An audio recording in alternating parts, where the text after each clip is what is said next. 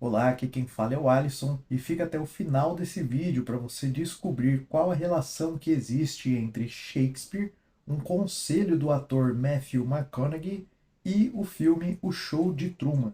E tudo isso através desse livro Júlio César, de William Shakespeare.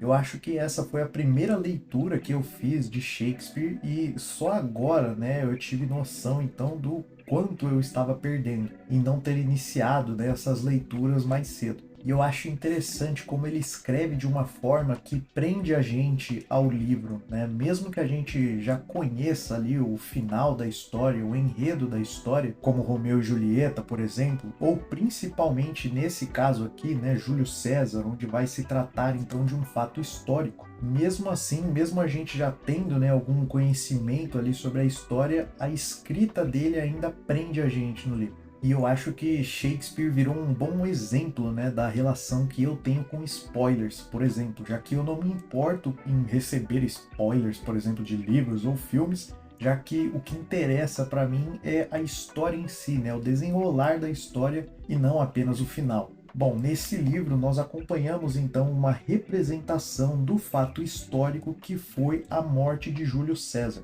um dos homens mais conhecidos de toda a história da humanidade devido aos grandes feitos, né, que ele teve como governante romano. E com tanto prestígio e poder, César então despertou, né, a inveja ali, a cobiça em diversas pessoas que decidiram então por dar fim ao grande líder. Arranquemos as plumas do falcão para fazê-lo voar perto do solo, ou César tentará subir aos céus, além do alcance da visão humana, cobrindo-nos de sombra e servidão. Mas, por mais que o livro leve o seu nome, o nosso protagonista não é César, mas sim Bruto, um dos conspiradores contra César. E o que eu acho interessante é que Shakespeare não coloca simplesmente Bruto ali como um vilão, né, caricato que simplesmente quer fazer o mal, mas sim alguém movido pelo bem comum, alguém que acredita fielmente que está fazendo algo bom. Separei um trecho onde é o próprio Bruto falando: é preciso matá-lo, ainda que eu não tenha motivo pessoal para querer feri-lo, exceto o bem comum, pois ele quer ser rei. Como a coroa vai mudar sua natureza? Eis a questão. Para ele, então, a morte de César seria algo como um mal menor, comparado ao que César poderia fazer tendo o poder supremo como imperador romano. Algo como aquela famosa frase do Lord Acton: o poder tende a corromper e o poder absoluto corrompe absolutamente, de modo que os grandes homens são, quase sempre, homens maus. E o feito de Bruto é algo tão marcante na história da humanidade que o próprio Dante Alighieri coloca ele em uma posição de destaque na Divina Comédia. Virgílio então explica ao discípulo: na tríplice bocarra, Lúcifer esmaga eternamente os três maiores traidores da história. A boca do meio mastiga Judas Iscariotes, a da direita, Caio Cássio, a da esquerda, Marco Bruto. O primeiro vendeu Cristo, os outros dois mataram Júlio César. São os supremos condenados, os maiores criminosos de todos os tempos. Apesar disso, Dante deixa transparecer, em um verso delator, certa admiração pelo ocupante da terceira boca satânica. Bruto, como um bom estoico, suporta o suplício sem soltar nenhum gemido. Uma outra coisa que eu achei interessante agora sobre Cássio, um dos outros conspiradores contra Júlio César, é a descrição que ele faz de si mesmo para Bruto sobre o porquê ele não precisa temê-lo. E eu vou admitir que eu sempre fico com o pé atrás com esse tipo de pessoa aqui.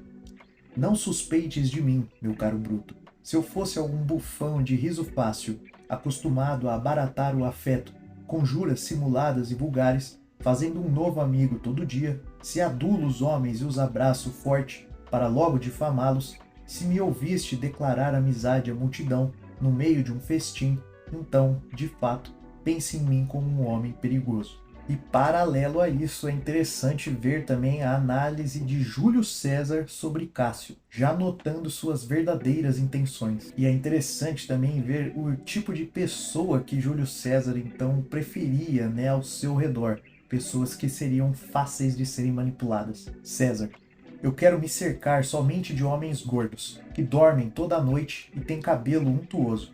Mas esse Cássio tem um ar faminto e esquálido. Pensa demais. Homens assim são perigosos. Antônio. Não há perigo, César. Não o temas. Ele é um romano nobre e bem disposto. César. Melhor se fosse gordo. Não o temo, mas se o meu nome conhece o medo, evitaria.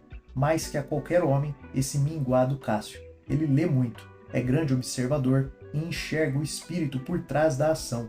Não gosta de teatro, ao contrário de ti. Não ouve música, raramente sorri e quando o faz, parece estar zombando de si mesmo, por ter descido ao nível de um sorriso. Homens assim jamais ficam em paz enquanto houver alguém maior que eles, e por isso são muito perigosos. E além de analisar Cássio, nós temos aqui uma autoanálise de César, que eu achei bem interessante também. Se eu fosse igual a vós, talvez me comovesse, mas súplicas não movem quem jamais suplica. Eu sou constante como a estrela boreal, de cuja natureza firme e inamovível não há qualquer rival em todo o firmamento. Com fagulhas, sem conta o céu está pintado. Todas são fogo e, como fogo, todas ardem. Porém, apenas uma é fixa e não se move. Assim, no mundo, é vasta a provisão de homens, homens de carne e osso, e alma e pensamento.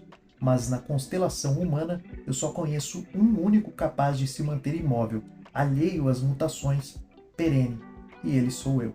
E se eu puder falar interessante mais uma vez aqui nesse vídeo, existe uma metalinguagem, né, dentro dessa história, dentro dessa peça, quando os personagens ali eles discutem sobre quantas vezes serão reencenadas essa cena da morte de Júlio César, né? Esse momento histórico no qual os conspiradores são os protagonistas. Inclinem-se, romanos, e banhemos nossas mãos neste sangue até os braços. Manchemos as espadas de vermelho e avancemos à praça do mercado, erguendo e sacudindo as armas rubras, e então gritemos paz e liberdade. Cássio. Banhe as mãos, enquanto os séculos vindouros será reencenado nosso grande feito, em línguas do futuro e em terras por nascer. Bruto. Por jogo, quantas vezes César vai sangrar, jazendo morto sobre os pés da estátua de Pompeu, reduzido a poeira. Cássio. E em todas essas vezes, nossa conjuração será reconhecida como aquela que trouxe a redenção da pátria. E agora saindo um pouco do livro e falando sobre algumas relações, né, que eu fiz quando eu terminei aqui essa leitura, eu vou colocar aqui um trecho breve de um vídeo do ator Matthew McConaughey, um ator que eu gosto bastante, né, como por exemplo na primeira temporada da série True Detective, e nesse vídeo o ator ele dá um conselho para a vida, né? Eu vou colocar esse vídeo aqui para vocês e eu já volto. Best advice I can give you is this. I've had many crises in my life. Most of them never happened.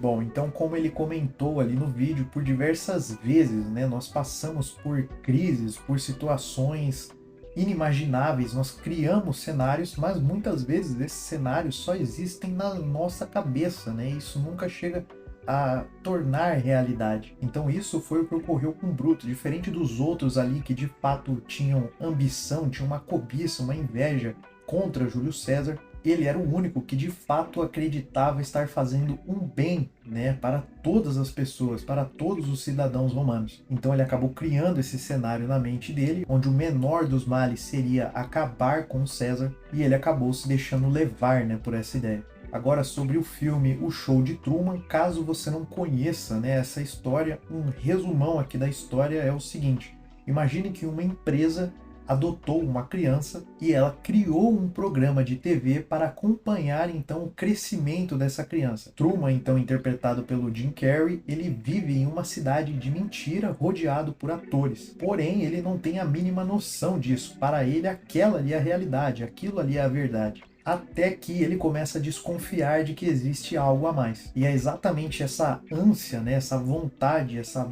busca genuína pela verdade que faz com que ele supere até mesmo seus traumas, como por exemplo o trauma que ele tem com o mar, para enfim chegar ao mundo real. Então, tanto Bruto quanto Truman tinham uma fé inabalável, né, na sua crença e estavam dispostos a colocar a própria vida, né, em perigo se necessário fosse. Mas, no caso de Bruto, acho que vale aquela famosa frase de que de boas intenções o inferno está cheio. Bom, fica aqui então a minha resenha para esse livraço que é Júlio César, de William Shakespeare. Como eu disse, né, eu gostei bastante da escrita do autor, então com certeza eu vou trazer outros livros de Shakespeare aqui para o canal ainda em 2024. Se você gostou do vídeo, curta, comente, se inscreva e ative as notificações para você acompanhar os nossos próximos vídeos aqui no canal.